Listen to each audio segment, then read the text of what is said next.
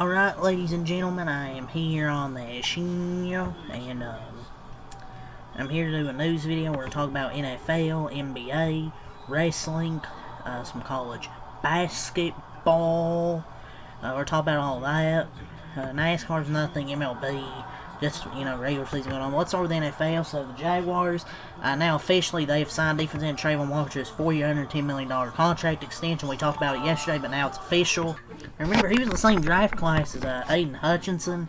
Look, one is also making $45 million a year compared to Walker's $27 million. Walker's not Hutchinson, but he's a very good player. Back-to-back 10-sack seasons before getting hurt last year. That's why one of the best defensive ends against the run in the NFL. That's why the Jags are so good against the run. So big money for him. Next on their to-do list is contract extension for Parker Washington and Brenton Strange, receiver and tight end, each of whom was entering last year of their rookie contracts. Yeah, but that's really all from Adam Schefter. See what you think from JPA Football or Rappaport. One thing from JPA Football is Bears GM Ryan Poles confirmed today that the team is already preparing some early groundwork on a contract extension for Caleb Williams. He told at Sun Times he isn't eligible for an extension until next offseason, but he is working on an extension. So that's one thing from JP Football. From Rappaport, Georgia State receiver Ted Hurst, one of the busiest draft prospects, has a visit on Monday with the Dolphins. Then he has the Colts. He has 12 visits, including the Vikings, Raiders, and Falcons. So there's that. Ohio State linebacker Sonny Styles, a likely top 10 pick, has already had top 30 visits with the Cowboys and Jets. Source said he has the Commanders coming up as well as the Bengals. Technically a local visit, if you want to consider that. UFC receiver Mekhi Lemon spent Thursday with the Chiefs on a top 30 visit. He's also slated to visit the Dolphins, Giants, Jets, and Commanders. So that's all for NFL a little bit. Let's move on here to NBA. So, the NBA was investigating the Milwaukee Bucks for their handling of the player participating policy and potential inconsistent statements regarding the health of Giannis Antetokounmpo. Sources tell ESPN the league has interviewed his side, the Bucks, and team doctors. Both Antetokounmpo and the Bucks have told league investigators different stories. Milwaukee informed the NBA that it doesn't believe Giannis is ready and actually wants to play. Giannis informed the NBA he wants to play, but the team will not medically clear him, sources said. So it's been a full year of dysfunction between franchise and their cornerstone played out with the Bucks' failed trade talks last August and the February trading deadline for Giannis, and now the league office is an audience for the latest squabble about whether he can play or not. So yeah, the NBA was investigating that. The Bucks have told NBA investigators that Giannis declined the opportunity to play 3-on-3 scrimmages as part of a return protocol from a mid-March knee injury. ESPN sources Antetokounmpo told the league he is healthy enough to resume action. All these Giannis, more Giannis stuff, man. The Nets are signing guard Malachi Smith to a two-way contract. The Celtics are signing two-way wing Ron Harper Jr. to a new 2-year deal. Man, Austin Reeves, Los Angeles Lakers guard Austin Reeves has been diagnosed with a grade 2 left oblique muscle injury, and he is out for the remainder of the regular season. It's over for the Lakers, man. Luke is out for the regular season. Now Austin Reeves, and they might be out. They might be done in the first round of the playoffs. Without those two, they are absolutely screwed. Austin Reeves is expected to miss 4 to 6 weeks with a grade 2 oblique injury. Sources tell he's been a devastating run of injuries to their two leading scorers. Reeves and Luke are expected to be sidelined to begin the NBA playoffs. Yeah, these are going to be season-ending injuries, man. Another tweet here about the Milwaukee Bucks Giannis investigation. NBA spokesperson responds to that investigation. The NBA's player participation policy investigation to the Bucks Giannis ongoing, and certain things remain in dispute. The investigation found that the Bucks scheduled Giannis to work out last week in 3-on-3 scrimmages as part of his return to play process, but he declined to participate. There's a disagreement as to whether the team requested that Giannis participate in a group workout earlier this week. The league's going to continue to monitor the situation. Man. The Hawks are signing veteran center Tony Bradley to a deal for the remainder of the season. You add front court depth in the wake of the injury Jock Landale. But that is all from Shams Charania. So now, I think Mike D'Antoni's going to the Naismith basketball Hall of Fame. That's the last thing, so let's move on to wrestling. Lola Vice is the new NXT Women's Champion. Won at Stand and Deliver Time. I think Soroka beat Zarya. And there's obviously more matches on the show. Man, that was like a way better show than what I watched last night with SmackDown.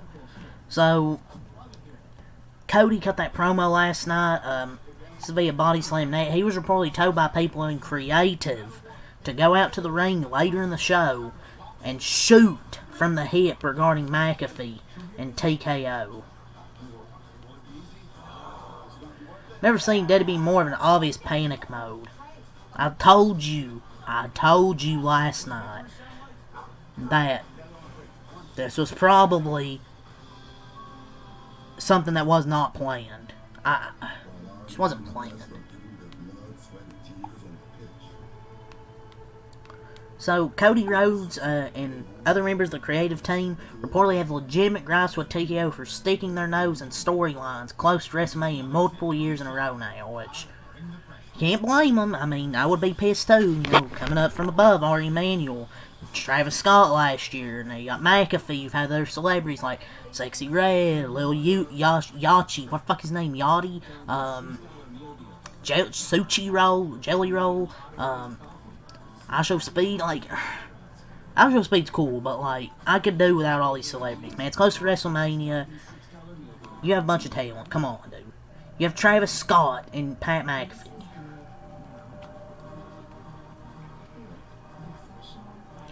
Maybe if the build was good, maybe they wouldn't have to try and interfere.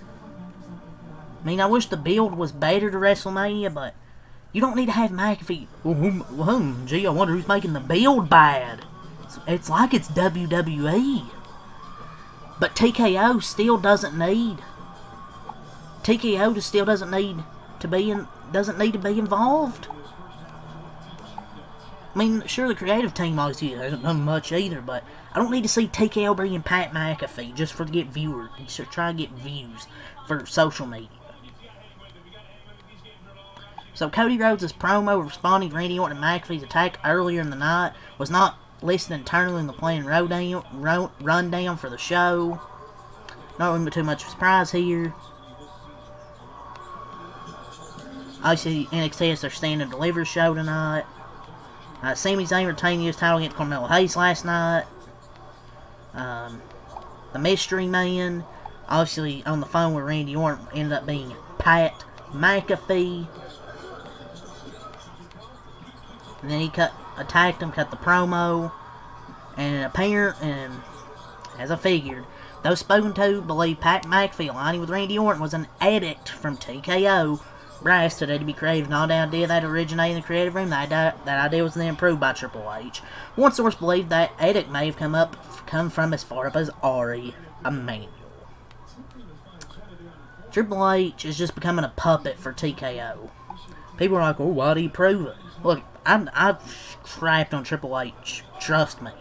But if he says no, they're going to get pissed off and they're going to fire him. So, he's at that right there, lose-lose situation. His fans are going to be pissed off, but if you say no to your boss, they're going to be mad at you. So, I don't know. Yeah, I'm pretty sure it's all the wrestling, though. Nothing from Cultaholic, just Wrestle Ops. There's really nothing from baseball and NASCAR, just the race today with the O'Reilly Series.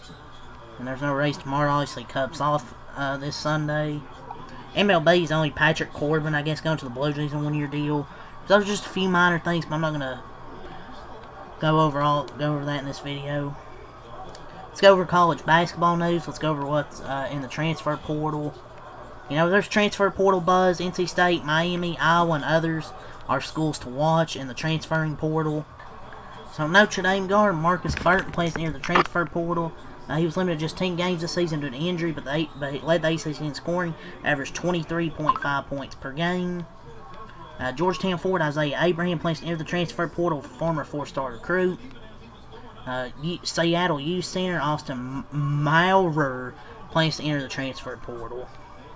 Georgia State is hiring Vanderbilt assistant John Cremins as its next head coach. Kentucky forward Brandon Garrison plans to enter the NCAA transfer portal. And so also Jasper Johnson plans to enter the transfer portal. About minutes after that last news video, I think I talked about college basketball at the end. Like minutes later, Brandon Garrison entered the transfer portal. So there's that. Syracuse guard Nate George plans to enter the transfer portal. Like you talked about Brandon Garrison. That's a little college basketball news from today, but yeah, that's all I have to say here for this video, ladies and gentlemen. So leave a like, subscribe for more. Till next time, I'm out a lot. Peace.